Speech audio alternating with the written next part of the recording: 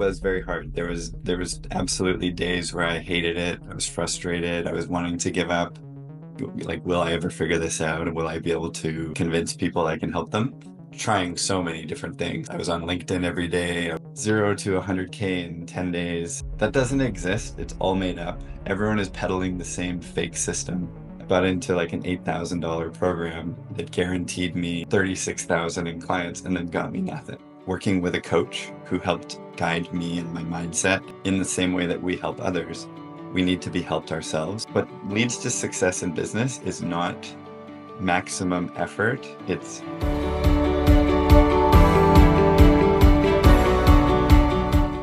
All right. Yet another C2C Coach to Coach Central, where I have honest and open conversations with coaches. And today I have yet another great guest, Jordan. Jordan, thank you so much for accepting my invitation and being here. Thank you, Lydia. I'm really excited. Love talking about coaching with coaches. Absolutely. Well, we'll start simple. You right now in Canada, British Columbia, right? Yes. Yeah, I live in a small coastal town outside of Vancouver. I think one of the benefits of being a coach is your freedom, your flexibility, being, living where you want to live and coaching clients all over the world. What do you think? Absolutely. It's one of the number one reasons why I'm a coach is to be able to work from anywhere. In the last year, I've worked from Korea and Europe and the United States, and in the next year I'll be moving and traveling all over again. So I love to be able to do it from anywhere because it's really about conversations like this, one-to-one video chats and helping people, whether they're, local or abroad. I want to start with your story. Walk us through your path. So I always say I didn't end up here on purpose necessarily. Earlier in my life, I never thought I didn't know coaching was a career or that I would end up in it. But I had run a business in university, a painting business, and I ran that for years. And by the time I was done doing that, I was looking for my next opportunity. I got a job coaching other people how to run a painting business. So I got to take all the knowledge and experience I'd developed and then share it with other people. And over the next 4 years, I learned all about coaching and training and helping other people achieve their goals and became addicted to the process of, helping a person change and helping a person go after what they want in life. And as I got better and better at coaching, I started to develop my whole life around that, around building a life where I could be maximally free and have the time and the flexibility and everything like we've talked about, but also helping other people do the same thing. So I've worked with over 300 owners and leaders and CEOs over the years, but currently what I'm doing is my business is called The Intentional Business, which I started a year and a half ago. And it's all about helping people in their first like few $100,000 to $1 million a year in business, helping them grow and earn the money they want, but while having the time and the freedom that they started the business to provide. You had the art business and Yes. then you were coaching others. Let's zoom in to that transition. hmm How did it happen? So I was working with a franchise business, which sells painting businesses around North America. And every time someone new bought a franchise, then I was teaching them how to run the business and grow it. And a big part of what I was doing was training. So it was just telling them, here's what you need to do, here's how to do it. But after a few months, the training transitioned into coaching. And at first I found coaching very challenging because it, like with training, you have some information and you tell a person and then hopefully they learn it and they go and do it. With coaching, it was the reverse. It was helping a person find the information that they needed in themselves and then go and act on it. So I straddled these kind of lines between coaching and training, and the more I developed and the more I learned, I did coaching programs and certifications, and I got a lot of training. I read the books. The more I believed that coaching actually provides significantly bigger shifts in people's lives than training, because I don't think that there's any shortage of information in the world today. We're all drowning in it. We can all learn how to become a billionaire on YouTube. But what we're missing is the action, like turning the information we have into the action that we want. And that's where I find coaching is so impactful. It's, helping a person take the action that they want to take, even when they're blocked or fearful or overwhelmed or whatever might get in the way. Yeah, I totally agree. I think we have too much information. Yes, So you're right. And the more information we get, the more confused and overwhelmed and stuck. So we don't actually know which path to take. exactly. And I really believe it's more essential than ever.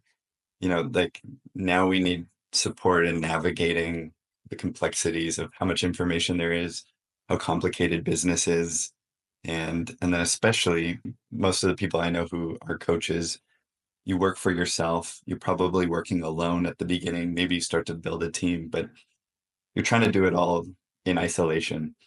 And you're just every single day you see another person telling you a different way of doing it. So you can very easily get lost and follow. Oh, I need to be on YouTube and I need to be on this platform. I need to do this thing. I need to have an email list and and then you just drown in, well, indecision or in overwhelm. And so I find coaching is really just like cutting through the noise, honing in on really like where the person is, what they want, and then helping them take the next step. So you figure out that you actually love the coaching part. So you wanted to be a coach, you started getting certification. So and then like what is the step? I'm helping from 0 to 1. So I wanna hear about your story getting from 0 to 1. How did you get there? What was most difficult? What were some of the challenges? I'll talk about the two biggest ones. One was that for about 5 years, I knew I wanted to build the business that I have now, but I didn't believe in myself yet enough. So for during that time, I was still coaching, but I was working for other businesses. I learned a lot and I grew and I got great experience and I liked what I was doing, but I knew that like ultimately I wanted to do it for myself. I just didn't quite believe yet. And the thing that helped frame it for me and shift my perspective was, I realized that if I could put the best 40 or 50 hours a week of my energy into building my own business and my own dream, then I would get way further in life than if I was helping other people build their dream in their business as an employee or whatever. So that was the framework that helped me shift from pushing and helping other people grow to I'm going to do this for myself. I'm going to bet on myself. And that felt really good. But then once I'd made the decision that I'm going to become a coach, I'm going to build my business around this and I'm going to help people get more time and freedom and income in their life. Then the second big hurdle came, which was I don't know how to market myself. I don't know how to get clients because all before that in my career for the 8 years I'd been coaching before, all clients had been given to me by the business. So I knew I could coach people. I knew I could help them double their business and grow and achieve their goals, but I didn't know how to convince people that I could help them. And that was truly the hardest journey of the first year of coaching and the business was learning how to market, overcoming big barriers and limiting beliefs I had. And we can talk about them, but fear of public speaking, fear of public promotion and posting and sharing what I do, like a lot of self-doubt around like, will I ever figure this out and will I be able to convince people I can help them? And trying so many different things. Like, I was on LinkedIn every day. I was doing all the things and getting a lot of like positive feedback, but not any clients for a long time. So that was a hard journey, but it also motivated me that I knew if I believe enough in the vision I have for my business and my life, I have to overcome this and solve it. And a year and a half in now, I can really gratefully say that I did the work. I learned what works for me. And now I have like a great load of clients, new ones coming in every month. And I can really see like a very bright future for this. And you're not alone. I struggle with it. And 90%, maybe more, maybe 99% of coaches, this is the biggest struggle putting themselves out there, promoting, selling, the business side. I see great coaches quit and they go work for someone else because they just get tired, frustrated. They haven't figured out, you figured it out. Now, Hmm. you're one of the few. I want to just say it, and I think I've said it like every episode, but I wanted people to hear it to so that we normalize it. It's not Hmm. because something wrong with them. It is the common pain. I've heard that 0.02% of coaches making six figures or more. Really? Wow. That is crazy. So I'm there on a mission to change that. And you there as well. You figure it out. What helped? I specifically chose LinkedIn because I coach small business owners, solopreneurs, coaches. And so I knew like that's where my audience is. And I didn't do Instagram, Facebook, TikTok, email. I didn't do any of the other stuff because I decided strategically I was better to just become really good at one platform because each platform is different and requires different strategies and different types of quality and content. And I didn't want to spread my focus. So I decided, okay, LinkedIn's where I'm going, and I'm going to spend as much time as it takes to learn how to maximize this and make it work for me. So I first was doing content, 3 posts a week, putting out content. It felt like good content at first, but I was really nervous about putting it out. But I was putting out a ton of content and not getting clients. And I was frustrated, obviously, because it's a lot of work and time. And about 4 or 5 months in, I'd only maybe got 1 or 2 clients so far, and I was putting in 10 hours a week into LinkedIn and just feeling like totally like, why am I doing this? This is a grind. It's not working.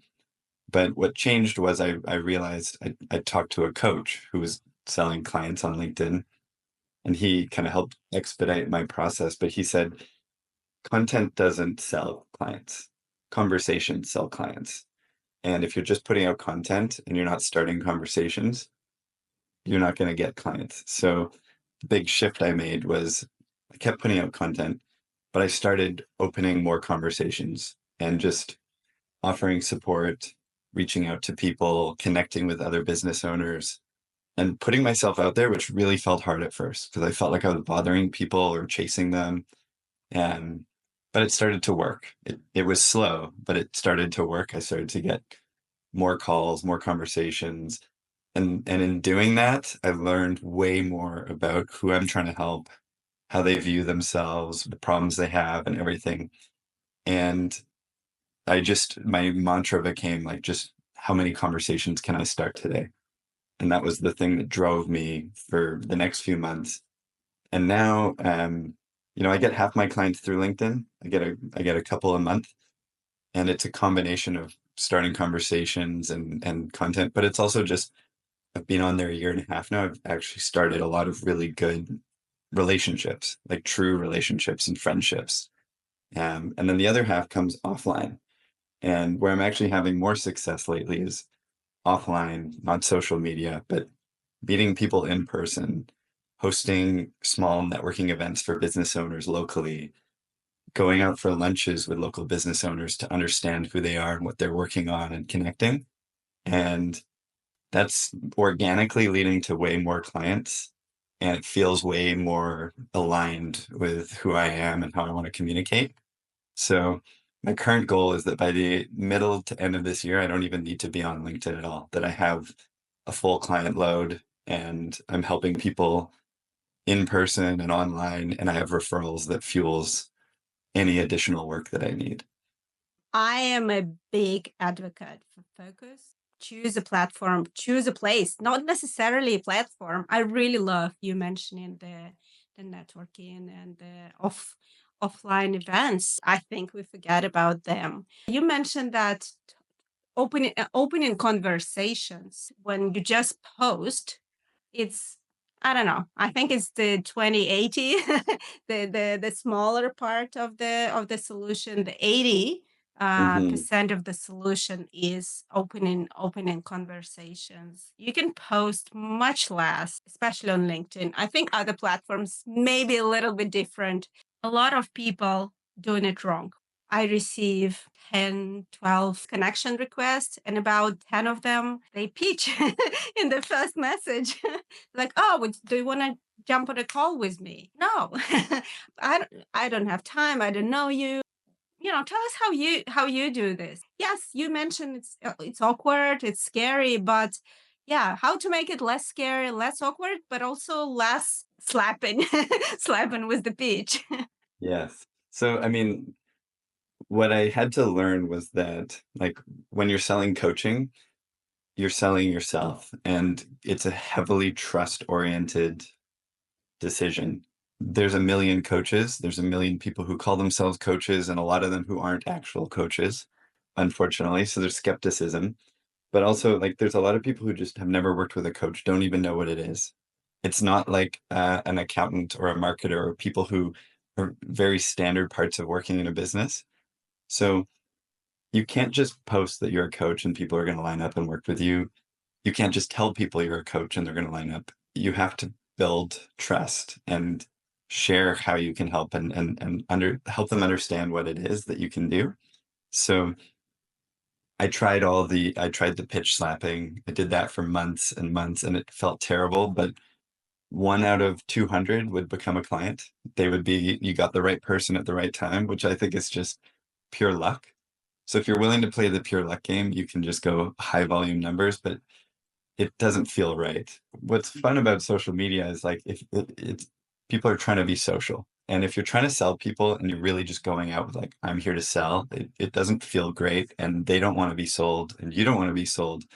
So what I started to pay a lot of attention to was what posts do I respond to? What messages do I respond to? And which ones push me away? And started to realize I can't be the person who's pushing others away. I need to be the one who's attracting. So I shifted my motto for a while was like attraction over chasing. I'm not going to chase people. I'm going to attract the right people. I'm going to talk about the transformations I help clients create. I'm going to offer support for free.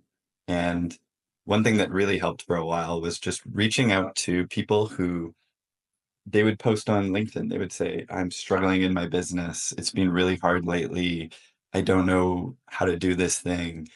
Like really openly would share that they were struggling. And then I would message them and I would say, I'm really sorry to hear that. I understand that you're struggling. I know how hard it is. Can I offer you a free hour of coaching, not to sell you, but to actually help you see if you can make some progress on that? And I'd say like a good 50 to 60% of people would say yes, because they have a problem. And I would show up purely to coach, not to push them into a program or try to sell them something they don't need, but truly to help them solve the problem because giving someone a real hour of coaching is the best demonstration of what you can do and the best way to build trust. And some of those people, we would solve the problem and they would feel great and they would leave and they'd be like, wow, awesome. And then others would say, that was so helpful. Thank you. Like, what was it? What does it look like to work with you? And then there was no sale even. It was just like an agreement, like, let's work together. I can help you. And then the people who I helped and who didn't become clients, they started to become referrals and they would share other people in their network where they would support my content. So that felt way more natural for me of like, I want to coach, I want to support people. And the best way to give people the demonstration is to actually just do it. And Yeah. then after that, once I realized that, I just started contacting more and more people offering, hey, I know where you're at. I know you're struggling, or I know you're working towards a goal, but you're not getting there as fast as you want. Can I offer some support? I think out of hundreds, I don't know how many, who contacted me or pitched to me, I responded once because the guy went ahead, he's a copywriter, he went ahead to my landing page, he reviewed it, and he created a video suggesting me how I can improve it. So he Yes. spent, I don't know, probably 15 minutes or so reviewing my landing page and then another 5 minutes to record the loom. So 20 minutes altogether, and then another 3 minutes writing me a message saying, hey, that's me. We've been talking through the comments. So he's not out of the blue. So we've been interacting. And then we actually went to the same program. So he found a connection. And then he said, Mhm. hey, I look at the landing page. It looks amazing. Here's the short video, how you can improve it. Yeah. Wow. Love it. Let's jump on a call. I want to hear more what you can do for me. Yeah. And I've worked with two coaches who did the same thing, gave me feedback on my website, my copy, my LinkedIn, and like targeted me around something that was clearly an issue and that they could help with, and then offered support. And it's different from trying to sell you something you don't need or don't want, which it's very easy to filter out. But when someone like recognizes you and your problem and then offers you support, it feels really good because most people are silently struggling with something. The hard thing as a coach is to identify that through a profile or through a post or through, because you just can't see. You can't see all the information you need. And that's why I've started to shift more to offline to in-person connection because I find as a coach, you're so comfortable in conversation with people, you can really pick up on things. And if I just go and meet someone for coffee and I ask them questions about their business, and I'm never trying to sell them, I'm always just curious, trying to offer support and guidance. And I can pick up on stuff, and then I know exactly what they're working on, and I can say, well, here's something that's worked for me in that situation, or I've helped another client with that, and here's what we did. And you can build value right away. Online, it's harder to do, but you can if you're looking for those cues and you're clear on who your person is and what you help them with. I think people listening might say, I'm playing devil advocate here, but this is so not scalable. But I think people don't realize you don't need like hundreds of clients every month. Couple, you say two, three new clients every month. Like I'll share about kind of the journey I went on. So the first Yes. 6 months of my business, I had like two or three clients. I was doing only $2,000 a month and I was really frustrated and really struggling, but I was putting 20 or more hours a week into LinkedIn and content and all this Yeah. stuff, but I was getting nothing back. So I kept trying to figure out ways to get better and more efficient.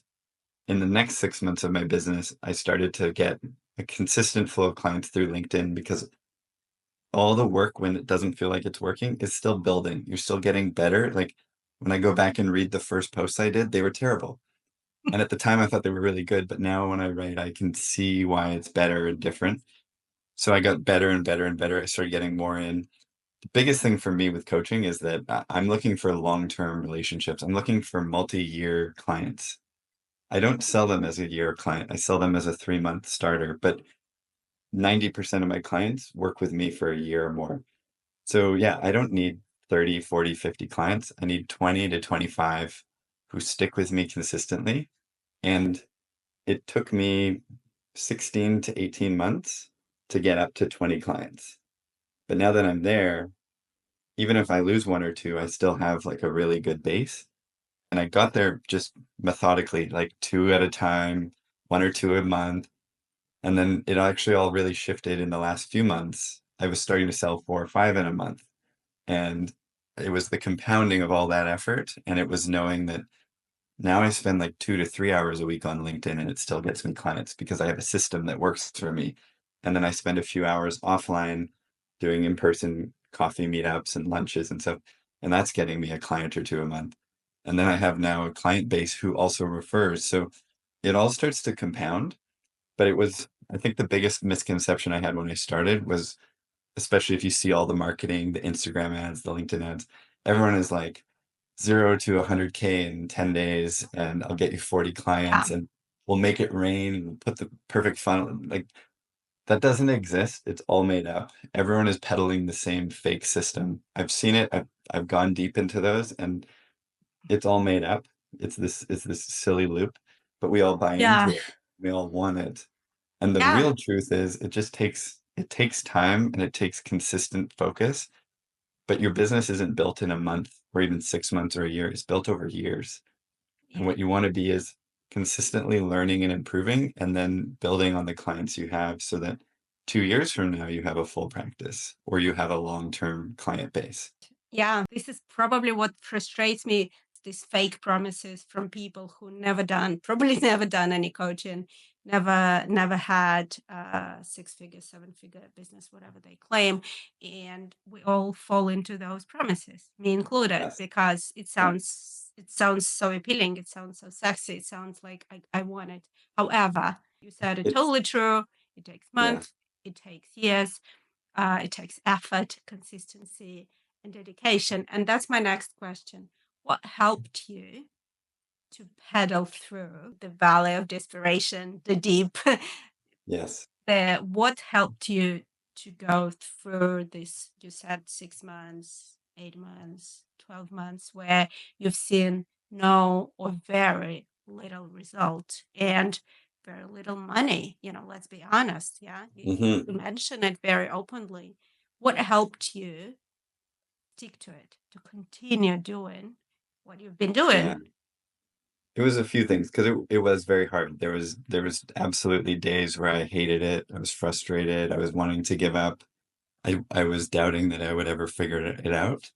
But a couple things. One was being really clear on the vision of why I'm doing this. It's like I know I'm doing this so I can live the life I want to live, be free, have time, make a good income, and help other people. And that was really so important to me. And even remembering that even helping 5 people, even your first 5 clients, you're helping other people improve their lives and change. And that there's a satisfaction in that.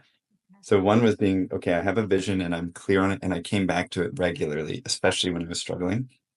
Second was working with a coach who helped guide me in my mindset. And when I was struggling in the same way that we help others, we need to be helped ourselves. So even when I was making 2,000 a month, I was paying 500 a month for a coach. And as soon as I was making more than that, I was paying more for coaches because in the first year, you need to get the skills and you need to push through the pain to get to the 10K a month or the whatever amount of money you need to be comfortable. Because once you're comfortable, then everything shifts. Your confidence shifts. As soon as I was hitting 10,000 a month every month, I felt financially secure, but I also knew I'd proven to myself I can do this. And then adding the next 5 or 10,000 a month was not hard at all, actually. It flowed so fast because I could see the path and I had enough evidence of how I could do it. So that those were two, the vision, having a coach. And then number three was just when it started to feel too hard or didn't feel like it was working, being willing to change direction and pivot a little bit, not jump platforms. Like I didn't throw away LinkedIn and shift to YouTube, but saying, okay, if this strategy isn't working, what else can I do? And then I'd go look at other people on LinkedIn. I'd book calls with people. I'd find out more. And I would just change a little bit. And it was always about how do I get in more alignment with who I am, how I want to communicate, who I want to help. And what I've found is like when I started, I was emulating everyone else. I was seeing what other people did and I was trying to do it. And then it didn't work for me and I couldn't understand why. Now I have enough confidence that I'm like, this is what works for me because I've done it. I've posted like 250 times and I've sold enough clients that I know what works for me and I know the pattern. And I just have to lean into that, even when it looks from the outside like it's slow or it's hard or it takes time. It's just learning to trust that it does take time. And if you continue to show up and do the work, what leads to success in business is not maximum effort. It's longevity. It's being in business for a longer time. And I know that like I'm a year and a half in. I know that my next year and a half is going to be way easier than the first year and a half. Yeah. But the first year and a half, everything is telling you to quit or pull away or try something else or find the silver bullet or the fast solution because it's hard and it's painful and there's pressure. And that's unfortunately what most marketing today preys on is that feeling. And it's like I bought into one of these programs. That's why I know. I bought into like an $8,000 program that guaranteed me, 36,000 in clients and then got me nothing. And that was really hard because I didn't even have the money to do it at the time, but it forced me to be like, okay, that door is closed. I know that doesn't work. I don't believe in it. I have to find one that works. Thank you. First of all, thanks for sharing this very openly. I think it's important. I've done many of those programs. I don't think people who took the program would be openly saying, "Hey, I just spent $8,000 and I got nothing." I don't think people are very proud of that. And I don't think you hear a lot of those stories. So you think, oh, so it's kind of never ending story. But anyway, I love what you said. I don't trust coaches who don't have coaches. If you're a coach, you need to take your own medicine. So totally, totally agree that you need to have a coach, and especially in the beginning. Why so many coaches quit? One of the reasons, I think, because they go into coaching for wrong reasons. They think it's a quick and easy money. I want to come back to the beginning of our conversation. Oh, that's an easy life with flexibility. I can live where I can. I can charge, I don't know, $5,000 per hour right away because that's what they teach, these gurus, right? You can, start selling high ticket programs. Unfortunately, it doesn't work that way. Yes, you have to love coaching because initially you're going to call yourself a coach. If you're starting at day one, you're going to call yourself a coach and you're going to have no clients. So you haven't, maybe you have never even coached people yet. It depends on where you are in your career.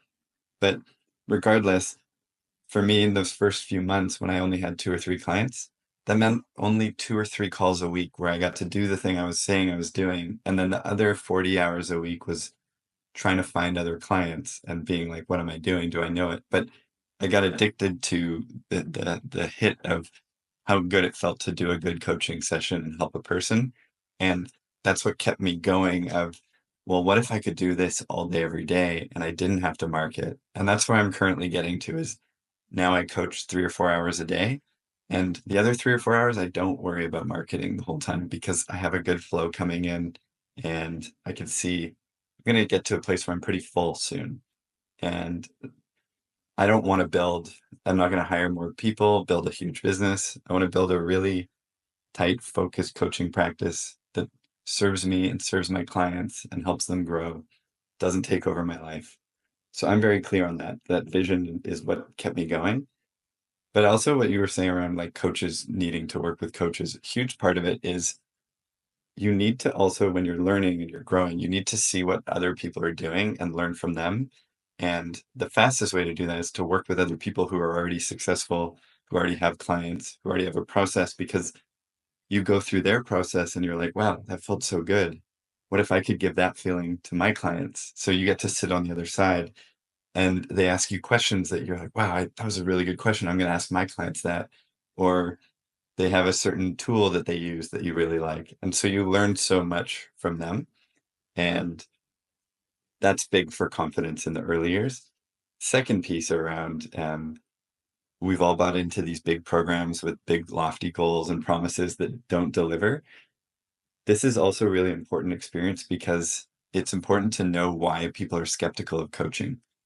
So when I'm in a conversation with someone who has never worked with a coach, I approach that way differently than if I'm talking to someone who said, "Oh yeah, I had a coach before, but they were really expensive and they didn't help me. I didn't get the results I was saying. It was all promises, but I was in a course. Then they threw me in a group. Then I was in a Slack channel, but I never actually got any coaching." And that's truly the experience that a lot of people are selling.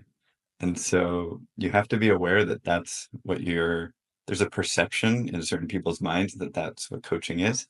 And you need to show them why you're not that. And I just sold a client last week who said, yeah, we've worked with coaches for many years. And I said, great, tell me, like, why are you not working with them anymore? And they said, oh, like, they were too opinionated. They told us what we should do, but it was wrong. Or they they just put us into a course. They just told us, here's the course, go learn it on your own. And they didn't give us any support. Okay. And I was like, okay, great. Well, guess what? I'm not going to do either of those things. I'm not going to put you in a course or a group or a Slack channel. I'm going to meet with you one-to-one. And I'm not going to tell you what you need to do because I'm going to help you decide what you need to do for yourself. And boom, they were like, okay, great. That's what we need. We want the opposite of what we had before. So although I'm frustrated, the reason I share that I did that, and I still look at it as an important part of my journey, is it forced me to be clear on who I am and who I want to be as a coach.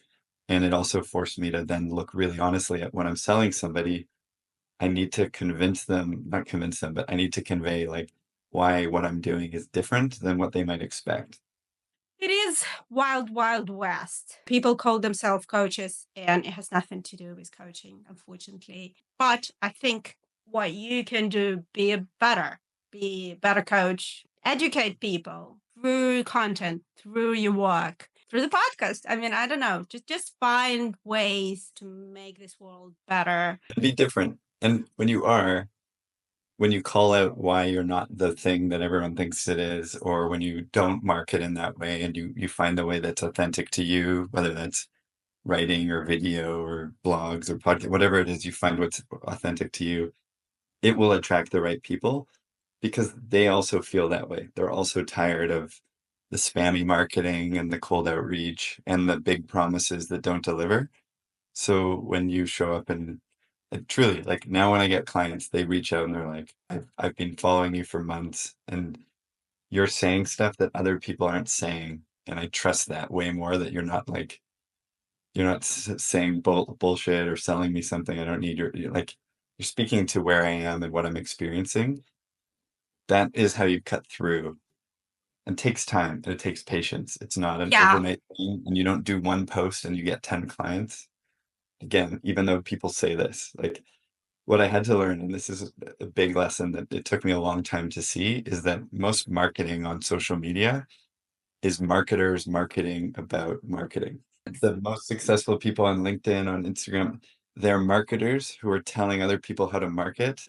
And because everyone struggles with marketing, everyone goes to it and they think, wow, this is genius. This is brilliant. This is what I need.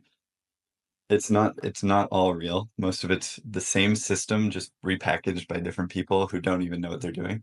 But if you're selling something different, it can feel like you're fighting uphill or you're swimming upstream because Yeah. that's not what everyone else is talking about. So you need to find a new way to talk about it that's general and relative to your And audience. it doesn't feel that attractive, shiny, so good. Exactly. But it's real. And I kind of have come to just believe that like most of what people who are marketing are doing is it's just junk food. It's just like add 10K in 10 minutes and do this one trick and you'll never be the same. And you want to keep clicking that, but after clicking that 1,000 times, you're like, oh yeah, it's never been true. It's never worked. It's always a lie. It's always a waste of time. And then you're like, well, what else is there? And then someone else is like, I'm actually like selling health food and it's going to take you 9 months to get the result that you want. But if you're consistent, I can get you what you need. And then you're like, wow, maybe it is worth the time and the effort to do that. Yeah. So Oh, 100%. So I think we're hitting the peak. Some point, the majority of people would already experience that. Like you bought it, I bought it. So at yeah, some point, majority of people would try it and tell everybody around them that, folks, please don't do this. So I think at some point we'll see it's just gonna die. What I really love you saying is you building long-term relationships. So the slow beginning is understandable because what you're building is not quick, quick and get a lot of money and then disappear, right? What we doing, hopefully not hopefully, what we doing will stay because it's real. well, here's the mindset that really helped me was when I recognized how hard it was to get one client, like especially in the early months, it could take me 2 months of work to get one person. Yeah. When I got that person, I was like, I'm gonna make this person love me and be so happy they chose to work with me that they tell everybody they know and they want to work with me forever. And they feel like, wow, that was the best investment I've ever made. And look at how much better I am. Look at my life and how I've changed. Now you have another person who's going to market for you, but also you're more likely to keep them as a client. And I would rather have 20 to 25 people who I work with long term than this constant turn of 20 new people in and then they leave and only two of them got results and then they all leave and then I have to find a new 20. That sounds like a terrible way to grow a business. I'd rather find people who I can help, give them the change and the results, and then continue to help them grow.